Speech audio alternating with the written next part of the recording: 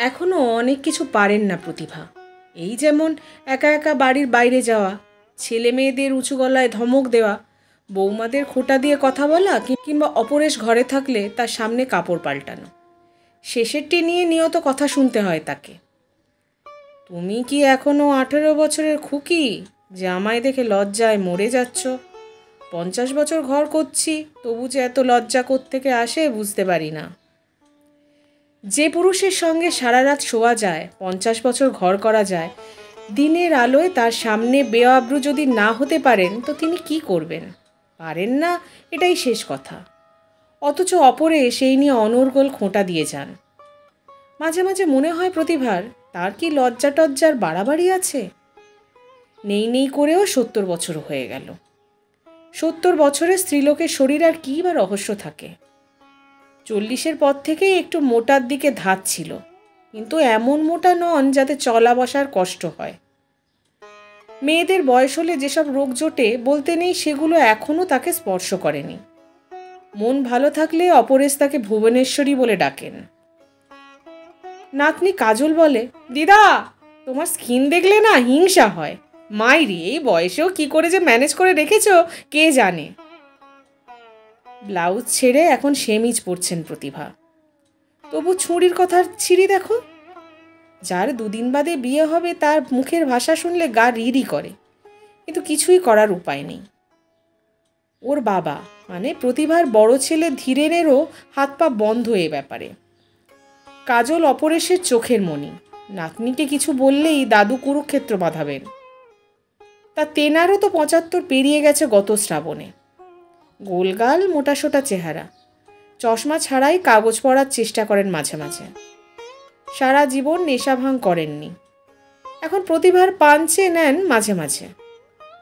প্রতিভা ওর মুখে জর্দার গন্ধটা পান, কিন্তু সেটা আসে কোথা থেকে বুঝতে পারেন না। কারণ সেবার প্রেসারে মাথা ঘুরে পড়ে যাওয়ার পর থেকে অপরেশের বাড়ির বাইরে যাওয়া নিষেধ। রাত্রে যখন শুতে যান প্রতিভা, তখন একটা হাত ওর গায়ের ওপর রেখে শিশুর মতো ঘুমোন অপরেশ। আজ কিন্তু ব্যতিক্রম ঘটল। সকালবেলায় স্নান সেরে ঘরের দরজা ভেজিয়ে কাপড় ছাড়ছেন, এমন সময় তিনি এলেন। অথচ এই সময় সামনের বাগানে থাকার কথা ছিল অপরেশের। চমকে উঠে কাপড় চোপড় নিয়ে তিনি ঠাকুর ঘরে সেদিয়ে যাওয়ার সময় বুঝতে পারলেন আজ কথার হুল সইতে হবে। কিন্তু ঘরে যখন ফিরে এলেন চিরুনির জন্য, তখন অপরেশ ইজি চেয়ারে শরীর এলিয়ে কাগজ পড়ছেন। তিনি ঘরে ঢুকেছেন তো নজরই নেই। খটকা লাগলো, এরকম তো হওয়ার কথা নয়। কাছে গিয়ে বললেন, আজ কোন দিকে সূর্য উঠেছে? গলার স্বর পেয়েই যেন চমকে উঠলেন অপরেশ। চকিতে কাগজটা ভাঁজ করে সন্ত্রস্ত চোখে তাকালেন তিনি। কি বলছো? কিছু বলছো? অমন করছো কেন? স্বামীর মুখের দিকে তাকিয়ে অবাক হয়ে গেলেন প্রতিভা। ওই কিছু না তো। স্নান হয়ে গেল? হ্যাঁ। তোমার শরীর ঠিক আছে তো? একটু একটু করে হাসি ফুটলো অপরেশের মুখে। না না, আমি ভালো আছি। তোমার এ কথা কেন মনে হলো? প্রতিভার সন্দেহ তবু ঘুচল না। একটা কিছু লুকোচ্ছে মানুষটা, কি সেটা? বললেন, 10টার মধ্যে মেয়েদের এসে যাওয়ার কথা। শুনছি তাই। প্রতিভা দাঁড়ালেন না কতক্ষণ। আর আজ অবধি কোনো কথা না বলে থাকতে পারেননি, চেপে রাখতেও পারেন না কোনো কথা। আজ প্রচুর কাজ, এই নিয়ে থাকলে তা চলবে না। বারান্দায় পা দিতেই বড় মৌবা বলল, এ কি মা, আজ নতুন শাড়ি পরলেন না? প্রতিভা হাসলেন, আর লজ্জা দিও না বাপু, 3 কাল গিয়ে 1 কাল ঠেকেছে। আর তোমরা। সত্যি ওর মুখটা লালচে হয়ে উঠেছিল। না বললে শুনছি না, বর্দি এলে কি বলবেন? ঠিক আছে, সে হবে খুন। তোমরা কিন্তু তিলকে তাল করছো। কেউ যেন আর 50 বছর একসাথে থাকে না, লোকে শুনলে কি বলবে বলো দেখিনি। পাশ কাটাচ্ছিলেন প্রতিভা, কিন্তু ঠিক সেই মুহূর্তে কাজল উদয় হলো। এ মা, দিদা তুমি এখনো ছি হয়ে আছো? উফ, তোমাকে নিয়ে আর পারি না। জানো না, সেদিন কাগজে বেরিয়েছে একটা পেয়ার 50 বছর একসঙ্গে থাকার পর ফ্রেশ বিয়ে করেছে, বিয়ে দিয়েছে ছেলে মেয়েরা। সেরকম একটা তো করলে হতো। পাশ কাটাচ্ছিলেন প্রতিভা, কিন্তু ঠিক সেই মুহূর্তে কাজল উদয় হলো। এ মা দিদা, তুমি এখনো ঝি হয়ে আছো। উফ, তোমাকে নিয়ে আর পারি না। জানো না, সেদিন কাগজে বেরিয়েছে একটা পেয়ার 50 বছর একসঙ্গে থাকার পর তারা ফ্রেশ বিয়ে করেছে। বিয়ে দিয়েছে ছেলে মেয়েরা সেই রকম। একটা কিছু তো করলে হতো। Grand idea. বড় নাতি সুব্রত চেঁচিয়ে উঠল, এটা আগে বলিসনি কেন? বেটার লেট দ্যান নেভার, এখনই করা যেতে পারে। কাজল হেসে উঠল। তাহলে আমাদের ঠাকুরমশাইকে ডেকে আনি। দিদা, না বললে কিন্তু শুনছি না। সুব্রত এগিয়ে এসে দু হাতে প্রতিভাকে জড়িয়ে ধরল আচমকা। আহ মাইরি, তুমি কি নরম। প্রতিভার তখন হাঁসফাঁস অবস্থা। ছাড় ছাড়, উফ কি দোষী ছেলে রে বাবা। এই সময় বড় মেয়ে সুনিতা এসে গেল। 50ও হয়নি, কিন্তু এর মধ্যেই মাথার চুল প্রায় সাদাটে। পেটের গোলমালে খুব ভোগে বলে একটু খিটখিটের স্বভাবের হয়ে গেছে। সঙ্গে 2 ছেলে আর ওর স্বামী সুখেন। দৃশ্যটা দেখে সুনিতা পর্যন্ত হেসে ফেলল। হেই, অত জোরে চাপিস না, লেগে যাবে রে। সুব্রত প্রতিভাকে ছেড়ে দিয়ে বলল, না পিসি, দিদার মোটেই লাগবে না। দাদু বলেন যৌবনে উনি নাকি গামার সঙ্গে পাল্লা দিতে পারতেন। সঙ্গে সঙ্গে সমস্ত উঠোনটায় হাসির ফোয়ারা উঠল। প্রতিভা এমন অপ্রস্তুত যে পালিয়ে পথ পান না। যেমন নাতি তেমনি নাতনি, কারোরই মুখে কিছু আটকায় না। অপরেশই এদের মাথায় তুলেছেন। ছেলেমেয়েরা এরকম ছিল না। রান্নাঘরে তখন তুলকালাম কাণ্ড। ঠাকুর উনুন ধরিয়ে বসে আছে, জলখাবারের তরকারি কাটা হয়নি। এটা ছোট বৌমার দায়িত্ব। অন্যদিন যেমন তেমন আছে, বেচারা পেরে উঠছে না। বছর 4 বিয়ে হয়েছে, এখনো পেটে কিছু আসেনি। কাজকর্ম যা কিছু বিয়ের পর প্রতিভাই শিখিয়েছেন। বলেছিলেন, ঠাকুর চাকুর যতই থাক, যে মেয়ে স্বামীর মনের মতো খাবার তৈরি করতে পারে না, সে কিন্তু কখনোই ভালো স্ত্রী হতে পারে না। প্রতিভা বললেন, তুমি সরো ছোট, আমাকে দাও। ছোট বৌমা মাথা নাড়ল। সে কি না মা, আপনি আজকে কাজ করবেন কেন? ছি ছি, আমার হয়ে এসেছে। প্রতিভা দ্বিতীয় বটিটা টেনে নিল। পাকামি করো না তো, এত লোক খাবে, তুমি ছেলে মানুষ একা পারবে কি করে? কিন্তু প্রতিভার পক্ষে তরকারি কাটা বেশিক্ষণ সম্ভব হলো না। সুপ্রিয়া ওর স্বামীকে নিয়ে সঙ্গে সঙ্গে হইচই বাঁধিয়ে দিল। এ কি বৌদি, তুমি আজও মাকে খাটাচ্ছ? গলা শুনে বড় বৌমা ছুটে এলো। ও মা, এ আপনি কি করছেন? চেঁচামেচি শুনে বড় ছেলে ধীরেন বারান্দায় নেমে এলো। ছি ছি, তোমরা কি, বাড়িতে এতগুলো বউ মেয়ে আর মাকে আজকের দিনে হেসেলে ঢুকতে হচ্ছে? তোমাদের লজ্জা হওয়া উচিত। আর এই কাজল, দিনকে দিন ধিঙ্গি হচ্ছিস, একটু রান্নাঘরে গেলে কি মান যাবে? কাজলের গলা শোনা গেল। দিদাই তো আমাকে ঢুকতে মানা করেছে ওখানে, তুমি খামোখা আমাকে দোষ দিচ্ছ কেন বাবা?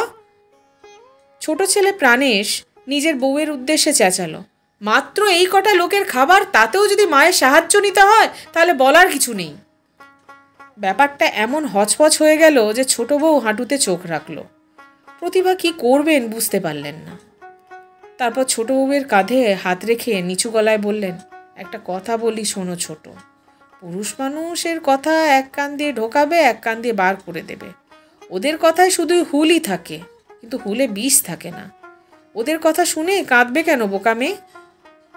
বড় বৌমা পাশে এসে বসল।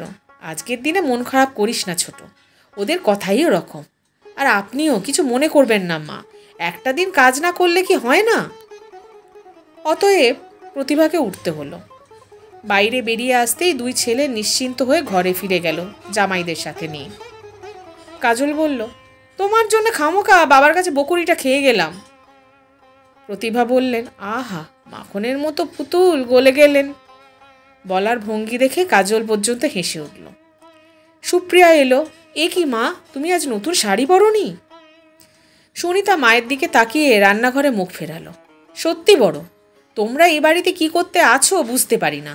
আজকের দিনে মাকে পুরনো কাপড় পরিয়ে রেখেছ। প্রতিভা বলে উঠল, আরে কি যা তা বলছিস, বৌমা তো বলেছিল, আমি রাজি হইনি। এই বুড়ো বয়সে এমন আদেগলাপনা মানায় না।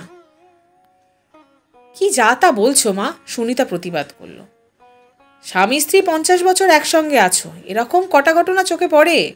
আমাদের মতো ভাগ্যবান আর কে আছে বলো? এরকম দিনে আমরা একটু আনন্দ করব না? এই সময় সুব্রত অপরেশের ঘর থেকে বেরিয়ে এলো। এসে গলা তুলে বলল, না না, এখন পুরনো শাড়ি অঙ্গে থাক, আমার সব ব্যবস্থা হয়ে গেছে। সুপ্রিয়া বলল, কি ব্যবস্থা রে? সুব্রত জানালো, আমি চাকরি পেয়েছি বলে তোমরা খেতে চেয়েছিলে, তা সেই টাকাটা আমি অন্যভাবে খরচ করব আজ। 2 পিসি এবং মা কাকিমা তোমরা 5 মিনিটের জন্য বাবার ঘরে এসো। ও, ওখানে তো সবাই আছে, ভালোই হয়েছে, একটা জরুরি আলোচনা সেরে নেওয়া যাক। আর দিদা, তোমার হাজবেন্ড তোমাকে ডাকছেন, কিন্তু আমি বলেছি আজ বিকালের আগে দেখা হবে না। কাজল, তুই দিদার কাছে থাক, দিদাকে আর চা ছাড়া কিছুই সলিড খেতে দিবি না। কাজল বোধহয় বুঝতে পেরেছিল, ছুটে এসে সে প্রতিভার হাত দুটো চেপে ধরল। এরা যে এতটা করবে প্রতিভা তা বুঝতে পারেননি। একই সঙ্গে অস্বস্তি, সংকোচ, এমনকি বেশ রাগও হচ্ছিল। রাগটা অপরেশের ওপর। ঘটা করে নাতি নাতনিদের বলতে যাওয়া হয়েছিল, এখন উনি তো সেদিয়ে আছেন ঘরের কোণে। যত জ্বালা প্রতিভার। প্রতিভা বললেন, হাত ছাড় বাপু, আর পারি না তোদের জ্বালায়। কাজল চোখ পাকিয়ে বলল, যাবে কোথায়? হুম, দাদুর ঘরে তোমার যাওয়া চলবে না। ঠিক আছে, তুমি এই ঘরে বসো। প্রতিভা হাল ছেড়ে দিলেন। কাজল ওকে ওর ঘরে নিয়ে এলো। ইস, কি নোংরা করে রেখেছিস ঘরটাকে। এত বড় মেয়ে, একটুও লক্ষ্মীশ্রী নেই। তোমাদের মতো অত পিটপিটিনি আমার ভালো লাগে না। তাই বলে বাসি শাড়ি, পেটিকোট চারধারে ছড়ানো থাকবে? বইগুলোরই বা কি দশা রে? ঠিক আছে, দশা তো দশা, তুমি এখানে চুপ করে বসো তো। কাজল দ্রুত হাতে বিছানাটা ঠিক করে বলল, তোমার বিয়ের বেনারসিটা এখনো তোলা আছে? সঙ্গে সঙ্গে সমস্ত জল যেন বরফ হয়ে গেল। প্রতিভা নিঃশ্বাস নিতে কষ্ট হচ্ছিল। কাজল সেদিকে লক্ষ্য না করে বলল, ঠিক আছে, না থাকলে ম্যানেজ হয়ে যাবে, তুমি এখান থেকে নড়ো না, আমি ওদিকে গিয়ে দেখে আসছি। কাজল বেরিয়ে যাওয়ার পর প্রতিভা খানিকক্ষণ চুপচাপ বসে থাকলেন। ওর বুকের ভেতরে সেই চাপা কষ্টটা যেন ওজন বাড়াচ্ছিল। এ কি গেরোতে পড়লেন তিনি? 50 বছর পরে ওদের খেলার সামগ্রী হতে হলো। হ্যাঁ, বেনারসিটা এখনও যত্ন করে তোলা আছে। 50 বছর আগে যেটা পরে তিনি অপরেশের সঙ্গে ট্রেনে উঠেছিলেন। কিন্তু বুকের মধ্যে উথাল পাতাল শুরু হলো প্রতিভার। এই ঘরে বেশিক্ষণ বুঝতে পারলেন না তিনি। পা টিপে টিপে দরজার কাছে এসে দেখলেন বারান্দা কিংবা উঠোন ফাঁকা। ওরা বোধহয় এখন ধীরেশের ঘরে। বারান্দা পেরিয়ে নিজেদের ঘরে চলে এলেন প্রতিভা। নিজেদের বাড়ি, নিজেদের বারান্দা, তবু হাঁটতে অস্বস্তি হচ্ছে। দরজায় দাঁড়িয়ে দেখলেন অপরেশ বিছানায় টান টান হয়ে শুয়ে আছেন, চোখ বোঝা। বুকের ওপর খবরের কাগজটা ভাঁজ খোলা হয়ে রয়েছে। ছিঁড়া ছাড়া তীরের মতো ছিটকে চমকে উঠেছিলেন অপরেশ। খবরের কাগজটা পড়ে যাচ্ছিল, ধরে ফেললেন।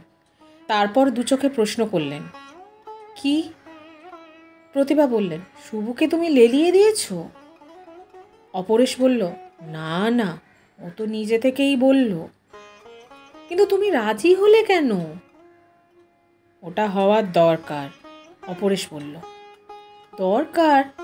এতদিন এই দরকারি কথাটা মনে ছিল না? ছিল, কিন্তু গুরুত্ব দিইনি। তার মানে বুড়ো বয়সে তোমার পাপ বোধ হলো? প্রতিভার গলাটা ধরে এলো। অপরেশ উঠে বসলেন। না, পাপ আমি কখনো করিনি। প্রায়শ্চিত্তের কোনো প্রশ্ন ওঠে না তাই। তুমি এই ব্যাপার নিয়ে এত উত্তেজিত হচ্ছ কেন? প্রতিভার চোখে জল। বললেন, 50 বছর আগে আজকের রাত্রে তুমি কি বলেছিলে ভুলে গেলে? ভুলিনি প্রভা। 50 বছরে এমন একটা দিনের কথা বলতে পারো যেদিন আমি তোমায় অসম্মান করেছি? অপরেশ কাতর গলায় প্রশ্ন করলেন। প্রতিভা জবাব দিলেন না, কিন্তু তার দু চোখের ধারা বন্ধ হচ্ছিল না। অপরেশ নিচু গলায় বললেন, ওরা যা করছে করতে দাও। সঙ্গে সঙ্গে প্রতিভা মুখ তুললেন। বুড়ো বয়সে টোপর পরার খুব শখ হয়েছে না? লজ্জার মাথা খেয়েছ? অপরেশ এবার হাসলেন। এ কথাই যদি বলো তো আমাদের এমন একটা বয়স যখন লজ্জা ঘেন্না থাকার কথা নয়। আর কখনো তো টোপর পরিনি, তাই আজ যদি নাতি নাতনি ওটা পরায় তো একটু লোভ হয় বই কি। প্রতিভা কিছুক্ষণ শূন্য চোখে অপরেশের দিকে তাকিয়ে থাকলেন। তারপর অদ্ভুত নিস্তেজ গলায় বললেন, আমার ভয় করছে। কেন? যদি সব ভেঙে পড়ে? কিচ্ছু ভাঙবে না, স্রোতের সঙ্গে ভেসে চলো প্রভা। ভাসতে ভাসতে দেখবে কিছু না কিছু গায়ে এসে ঠেকবে, সেটুকুই লাভ। সেটা তো নোংরাও হতে পারে, নাও তো হতে পারে। প্রতিভা বলল, যাই বলো, আমার মন মানছে না।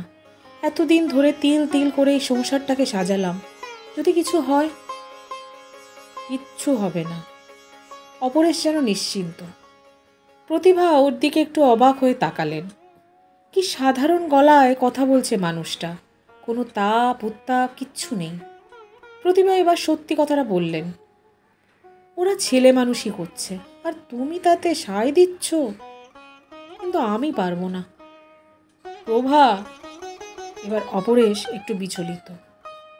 হ্যাঁ, সেই রাত্রের কথা আমি পারবো না।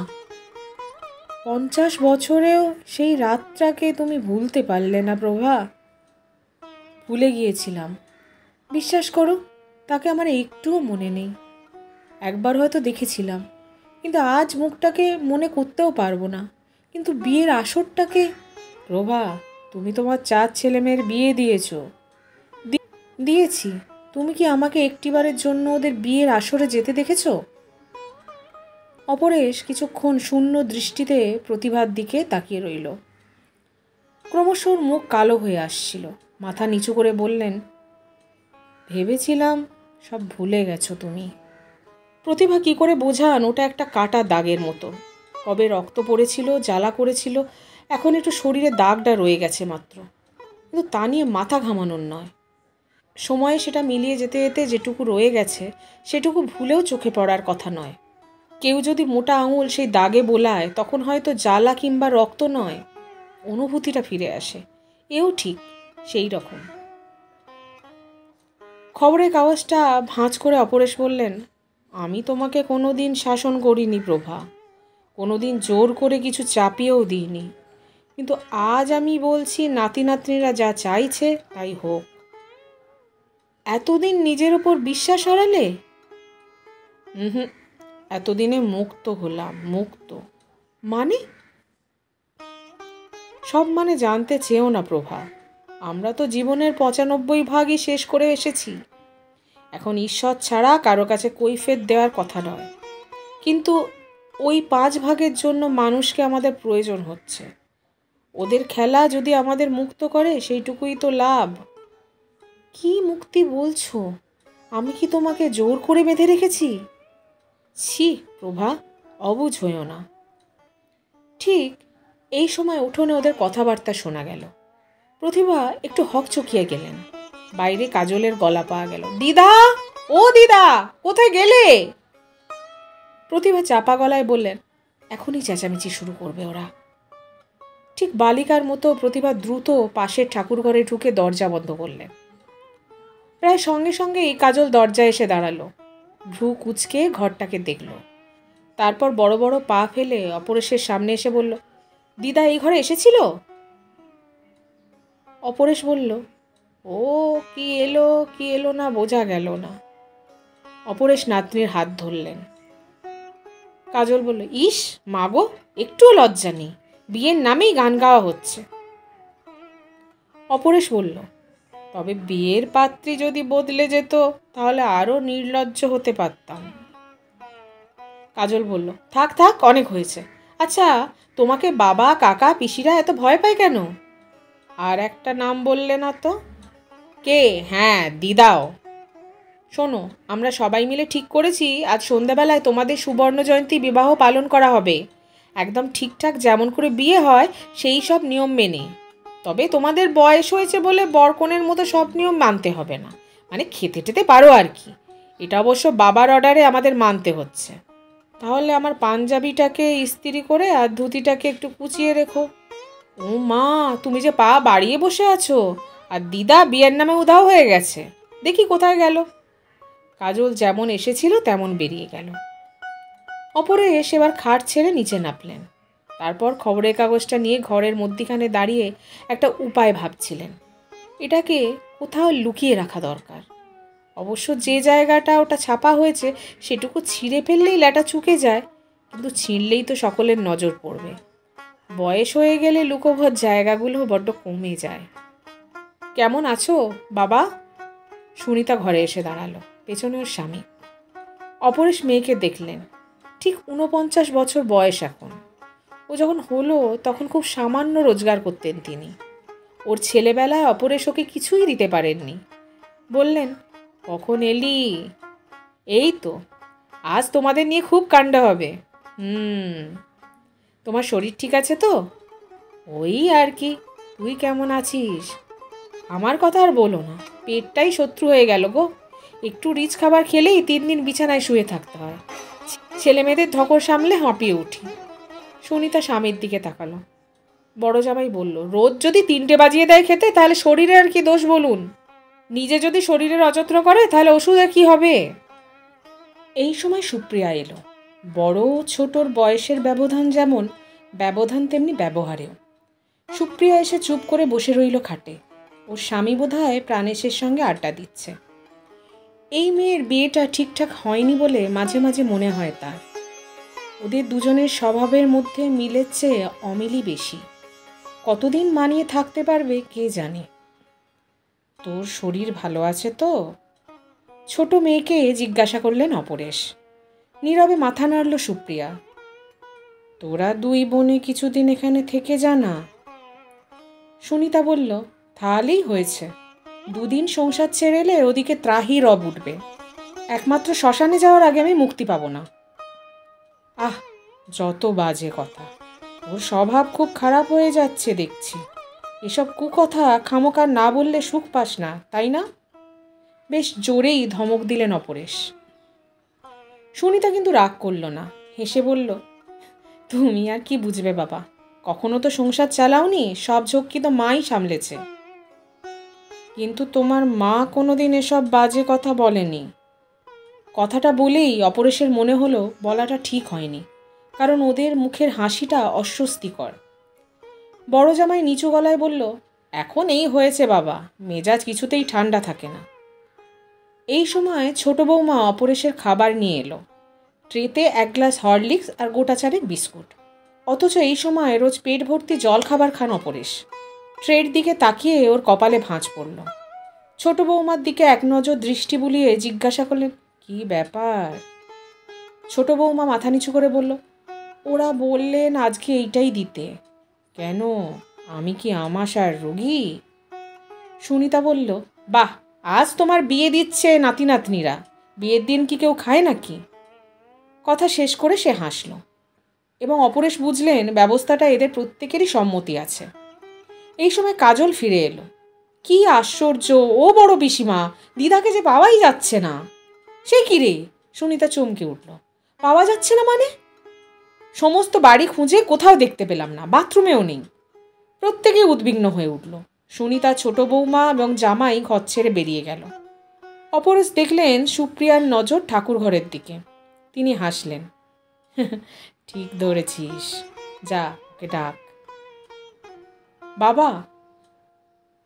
হরলিক্সে চুমুক দিয়ে অন্যমনস্ক গলায় অপরেশ জবাব দিলেন, হ্যাঁ বাবা। এবার সুপ্রিয়ার গলা ধরে এলো। কি হয়েছে মা? অপরেশ গ্লাসটাকে টেবিলে রেখে মেয়ের দিকে তাকালেন। 2 হাতে নিজের মুখ ঢেকে ডুকরে উঠল সুপ্রিয়া। বাবা, আমি কখনো মা হতে পারবো না। বুকের ভেতর লোহার বলটা যেন ছিটকে উঠল। অপরেশ কয়েক মুহূর্তের জন্য নির্বাক হয়ে গেলেন। শেষ পর্যন্ত গলায় স্বর পড়ল, কি করে জানলি? ডাক্তার বলেছে। ঘরে তখনও সুপ্রিয়ার কান্না ফোয়ারার মতো ছিটকে উঠছে। কি করবেন অপরেশ? এখন চেয়ে থাকা ছাড়া আর কী বা করা যায়? এই মেয়ে একটু একটু করে বড় হলো, চোখের সামনে পূর্ণতা পেল। তাকে নিষ্ফলা জানার পর কিছু কি করার থাকে? ছেলে মেয়েদের সঙ্গে বন্ধুর মতো কোনো কালই মেশার সময় পাননি, কিন্তু এইটার ওপর একটু অন্যরকম টান ছিল। বিয়ের পর 4-5টা কিরকম ফাঁকা লাগতো। সেই মেয়ে আজ কি শোনালো! অপরেশের খুব ইচ্ছা হচ্ছিল ওকে জড়িয়ে ধরতে। কয়েক পা এগিয়ে গিয়ে তিনি বললেন, ভেঙে পড়িস না মা, ডাক্তার তো ভুল করতে পারে, এরকম কত ঘটনা আমি জানি।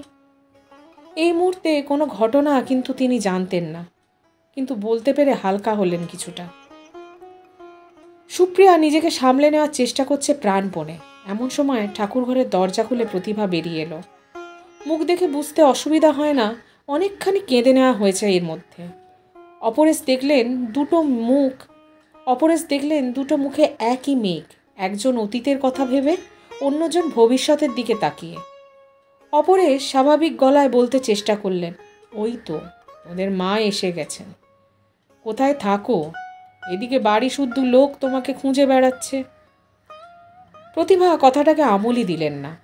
একটু বিস্মিত চোখে মেয়ের দিকে তাকিয়ে কাছে এসে বললেন, কি হয়েছে রে তোর? ঘাড় নড়ল সুপ্রিয়া। কিছু না। ওরকম মুখ করে বসে আছিস কেন?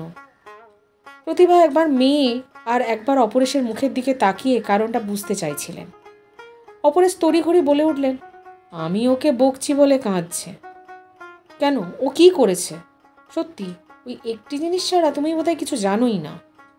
প্রতিভা ঘরের বাইরে যেতেই উঠোনে হইচই উঠল। তার দেখা পেতেই যেন সবাই নিশ্চিন্ত হয়ে গেল। অপরেশ মেয়ের কাছে এসে কাঁধে হাত রাখলেন। চুপ করে বসে থাকিস না মা, ভগবানেরও তো ভুল হয়, ডাক্তার তো সাধারণ মানুষ। ওঠ, সহজ হ।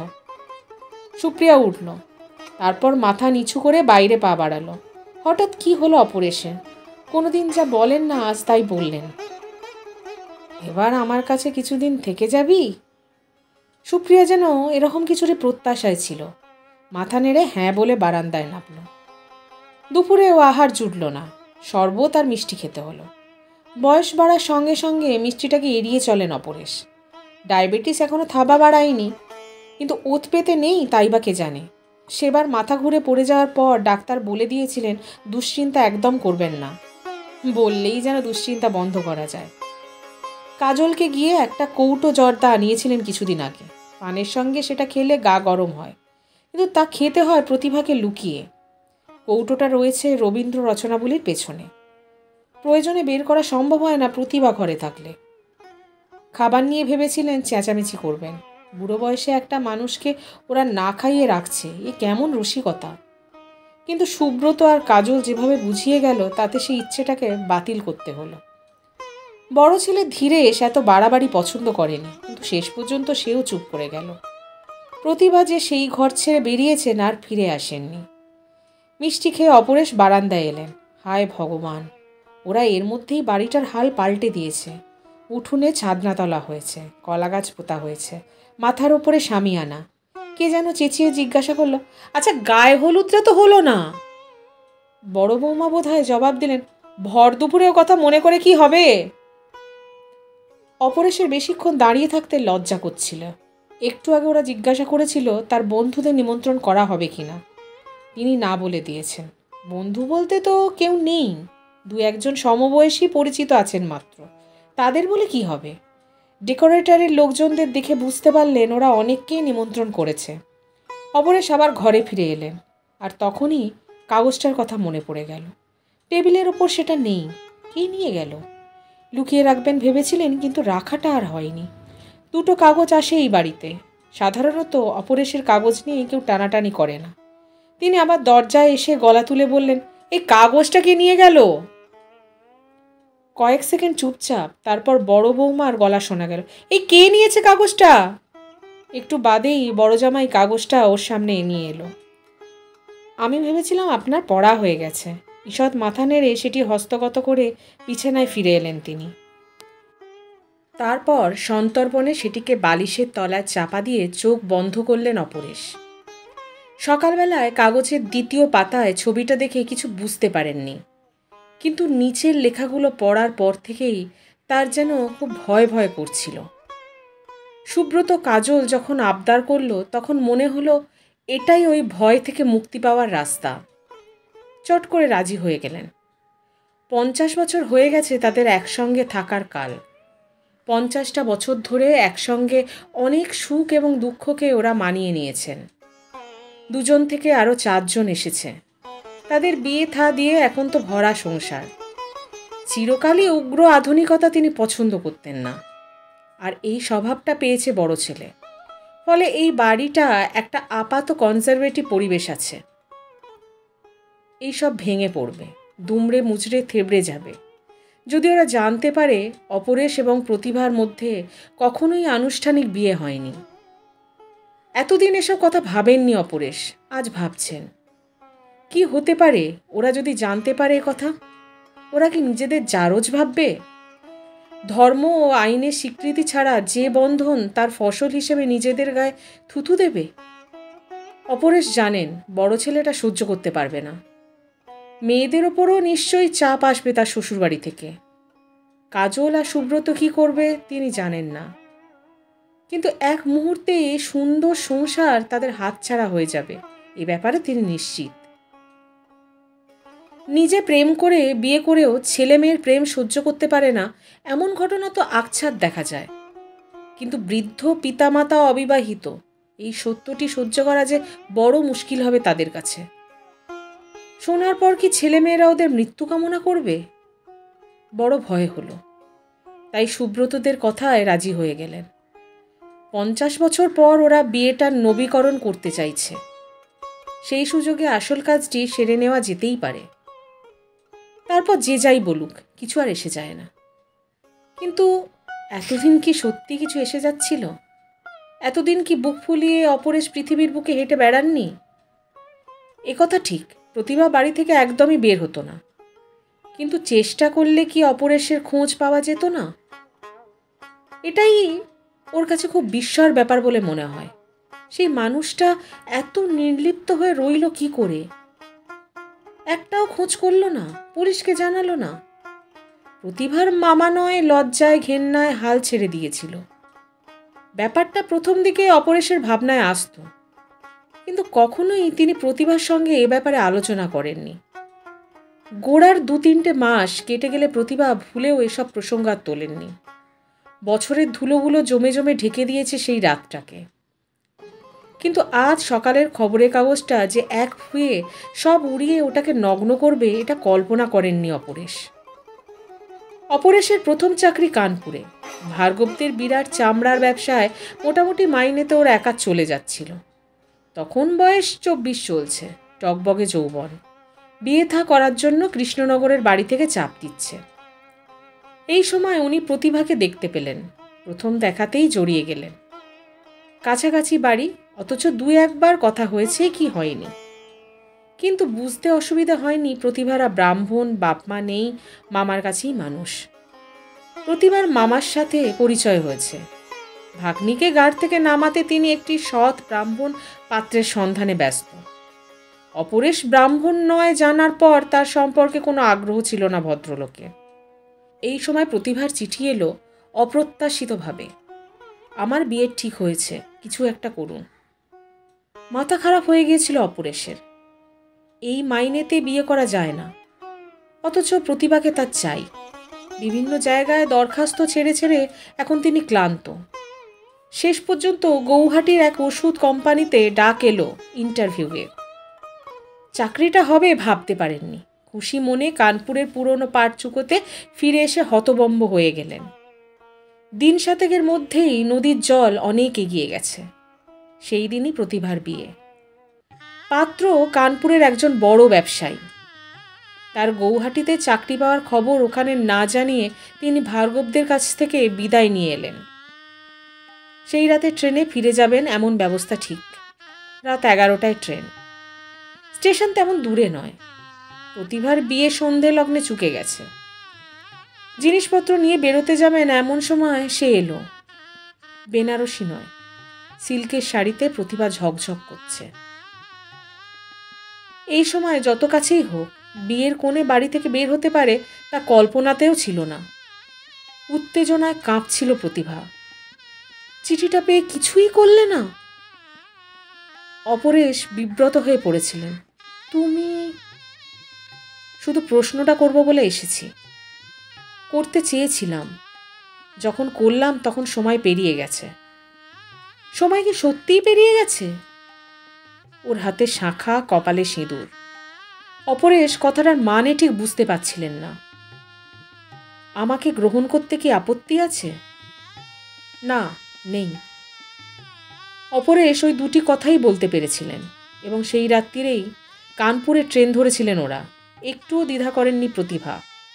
স্টেশন অবধি কি আশঙ্কায় কেটেছিল। প্রতিভাকে দেখে বিয়ের কোণে বলে না মনে হওয়ার কোনো কারণ ছিল না। কানপুর বলে তবু রক্ষে, কিন্তু কোণের বাড়ি থেকে যে লোকজন বেরিয়ে পড়বেই খোঁজাখুঁজি করতে, অথচ কিছুই হলো না। স্বাচ্ছন্দ্যেই তারা গৌহাটি চলে এলেন। নতুন জায়গায় স্বামী স্ত্রী হিসেবে চমৎকার মানিয়ে গেলেন দুজনে।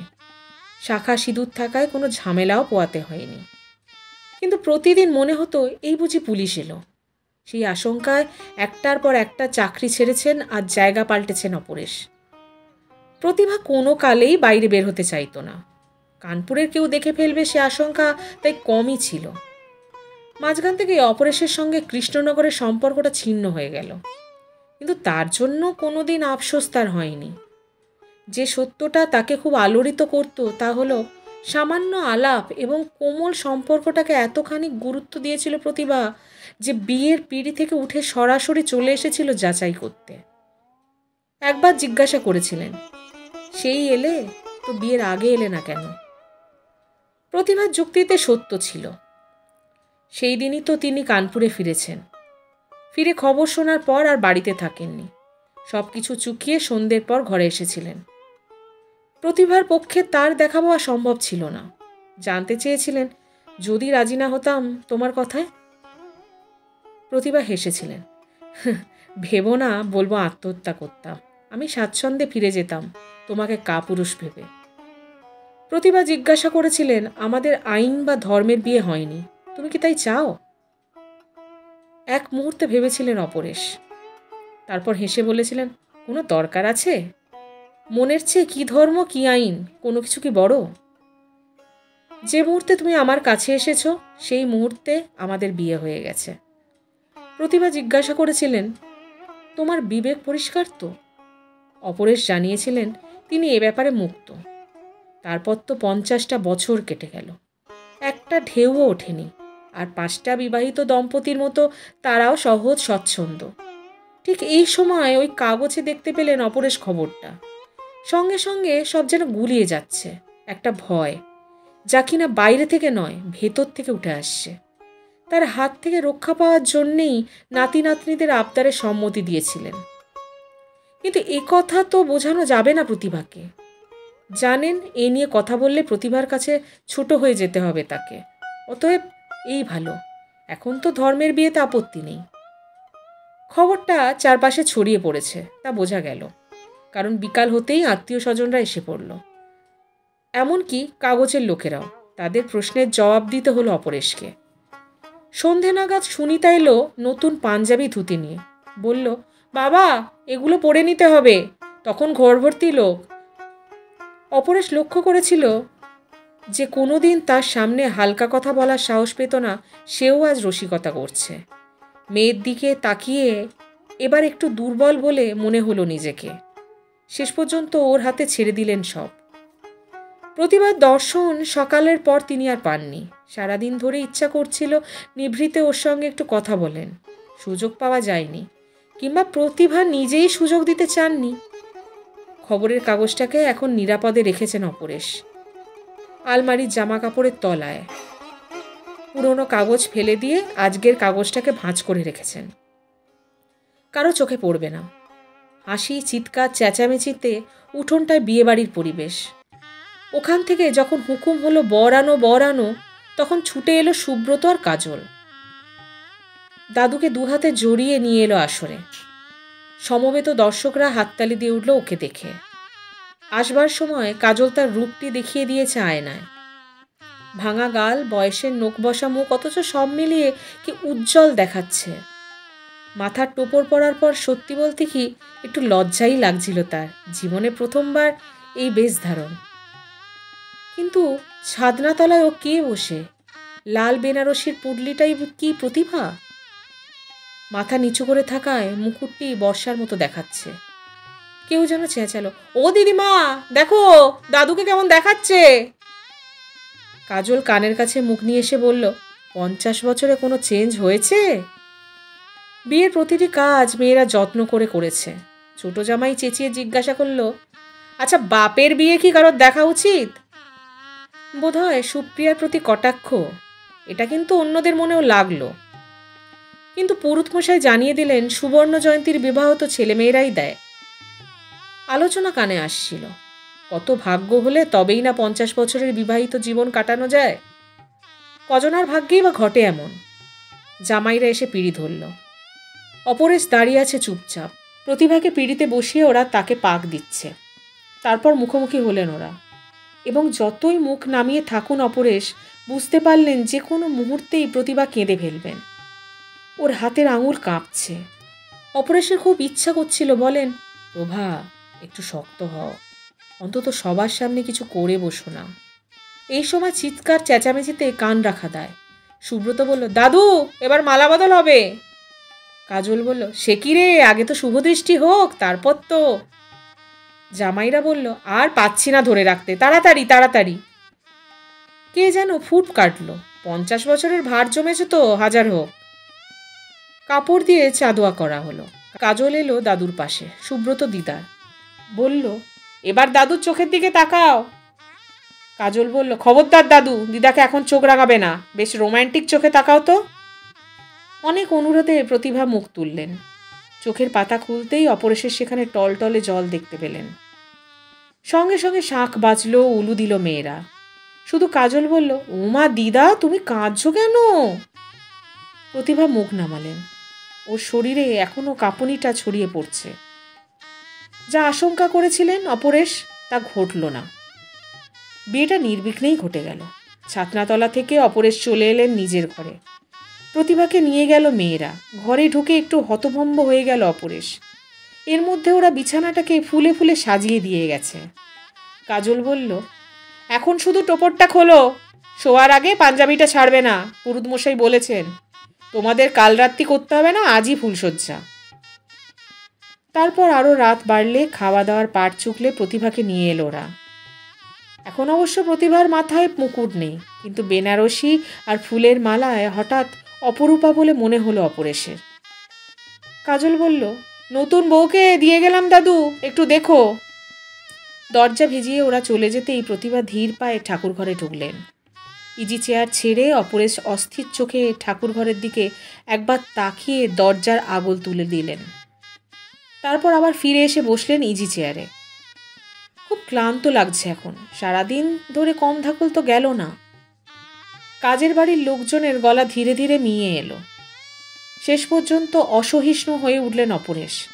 পায়ে পায়ে ঠাকুর ঘরের দরজায় এসে দেখলেন প্রতিভা পাথরের মূর্তির মতো বসে আছেন সেখানে। খুব নিচু গলায় তিনি ডাকলেন, প্রভা। চেতনা এলো যেন শরীরে। তারপর আস্তে আস্তে উঠে দাঁড়ালেন প্রতিভা। আলো নিভিয়ে এই ঘরে এসে বললেন, রাত হয়েছে, শুয়ে পড়ো। অপরেশের গলায় যেন কিছুটা আটকালো। প্রভা। প্রতিভার চিবু কাকস্মাৎ বুকে গিয়ে ঠেকল। তুমি খুশি তো? তুমি হওনি? আমি? হ্যাঁ, হয়েছি। তুমি খুশি হলেই তো আমি খুশি হব। প্রতিভার গলা থেকে মালা খুলে টেবিলে রাখলেন। তারপর ওপাশের আল্লা থেকে আটপৌড়ে শাড়িটাকে নিয়ে পাশের ঘরে যেতে গিয়ে থমকে দাঁড়িয়ে কি যেন একটা ভাবলেন। অপরের স্ত্রীর দিকে তাকিয়েছিলেন। যে ঘটনাটা কখনো ঘটেনি, এখন তাই ঘটল। এই ঘরে ওর সামনে দাঁড়িয়ে প্রতিভা শাড়ি পাল্টাচ্ছেন। নিজের কাছে এই অস্বস্তিকর মনে হলো অপরেশের। তিনি যেন লক্ষ্য করছেন না এমন ভাব করে পাঞ্জাবি খুলে বিছানায় শরীর এড়িয়ে দিলেন। এখন টুকিটাকি কাজ সারছেন প্রতিভা, রোজই যেমন করেন। অপরেশ টান টান শুয়ে ফুলের গন্ধ পেলেন। নিঃশ্বাস ভারী হয়ে আসছে। আহা, এরই নাম ফুলশয্যা। বালিশ থেকে ফুলগুলো সরিয়ে একটু দূরে রাখলেন তিনি। আর এই সময় কাগজটার কথা মনে পড়ে গেল। আজ তার শ্রাদ্ধ। কাগজের দ্বিতীয় পাতায় যে বৃদ্ধের ছবি ছাপা হয়েছে তাকে দেখে চিনতে পারেননি অপরেশ। ইদানিং শোক সংবাদ দেখলেই চোখ বোলান। চেনা জানা কেউ গেল নাকি? বৃদ্ধের ছবির তলায় লেখাটাই তাকে টালমাটাল করে দিল। কানপুরের বিখ্যাত ব্যবসায়ী অমুকচন্দ্র অমুক গত 2রা বৈশাখ পরলোক গমন করেছেন। আগামী 15ই বৈশাখ তার পারলৌকিক ক্রিয়া সম্পন্ন করা হবে। তার আত্মার শান্তির জন্য আত্মীয় স্বজন ও বন্ধুদের উপস্থিতি কাম্য। এর একটু নিচে ব্যক্তিগত কলমে আরেকটি বিজ্ঞাপন। দাদা যাওয়ার আগে আপনার কথা বলতেন। আপনি আছেন কিনা জানি না, কোথায় আছেন তাও জানি না।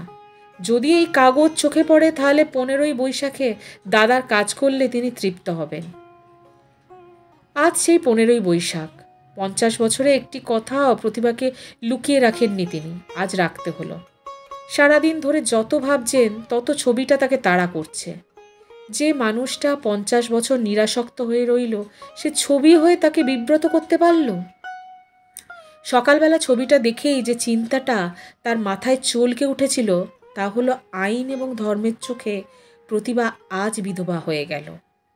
কথাটা মনে হতেই নিজেকে ধিক্কার দিয়েছিলেন। তাই সুব্রত যখন এসে আবদার করল, তখন সম্মতি দিয়েছিলেন বিয়েতে। হ্যাঁ, এখন তো কোনো বাধা নেই। আলো নিভিয়ে প্রতিভা পাশে এসে শুলেন। অপরের শক্ত হয়ে শুয়েও নাড়াচাড়া অনুভব করছিলেন। প্রতিভা কথা বলছিলেন না। ক্রমশই নিস্তব্ধতা অসহ্য হয়ে উঠতেই ওর সুপ্রিয়ার কথা মনে পড়ল। কথা বলতে চেষ্টা করলেন অপরেশ। ছোট মেয়ের কথা শুনেছ? প্রতিভা জবাব দিলেন না। কয়েক মুহূর্ত অপেক্ষা করে অপরেশ বললেন, খুব ভেঙে পড়েছে বেচারি। আর ঠিক সেই মুহূর্তেই ফুপিয়ে কেঁদে উঠলেন প্রতিভা। বালিশে মুখ গুজে থাকা সত্ত্বেও কান্না ছিটকে উঠছিল। অপরেশ হতবম্ব গলায় ডাকলেন, প্রভা। প্রতিভা কান্না গিলতে চাইছেন, পাচ্ছেন না। অপরেশ উঠে স্ত্রীর পিঠে হাত রাখলেন। কি হলো তোমার? আমি পাচ্ছি না, আজ কেবলই সেই রাতের কথা মনে পড়ছে। স্বামীর হাত জড়িয়ে ধরলেন প্রতিভা। অপরেশ স্তব্ধ হয়ে বসে রইলেন। প্রতিভা বললেন, কেন তুমি রাজি হলে? তুমি যে মন্ত্র উচ্চারণ করলে, আমি তাকে সেই মন্ত্র উচ্চারণ করতে শুনেছি। ও ভগবান, বিশ্বাস করো, এতদিন বাদে নিজেকে বেশ্যার মতো মনে হচ্ছিল। অপরেশ অন্যমনস্ক গলায় বললেন, তিনি তো আজ নাও থাকতে পারেন। তাহলে? প্রতিভা ধীরে ধীরে অপরেশের কোলে মাথা রাখলেন। তারপর কেমন করুণ গলায় বললেন, দেখো, আমার হাত দেখো, আজ আমি নতুন শাখা, নতুন নোয়া পড়েছি। অপরেশ নিজেকে সংবরণ করলেন। না, খবরটা কিছুতেই দেয়া যাবে না। সস্নেহে বললেন, তুমি খুব সরল। জানি এরকম কান্না বোকামি, আর কাঁদব না। দেখো, 50 বছরের পুরনো নোয়াটাকে যে আজ গঙ্গায় ফেলে দিয়ে এলাম। এই গল্পটি আপনাদের কেমন লেগেছে জানাতে ভুলবেন না। ভালো লাগলে লাইক করুন, সাবস্ক্রাইব করুন, বন্ধুদের মধ্যে শেয়ার করুন। ভালো থাকুন, সঙ্গে থাকুন।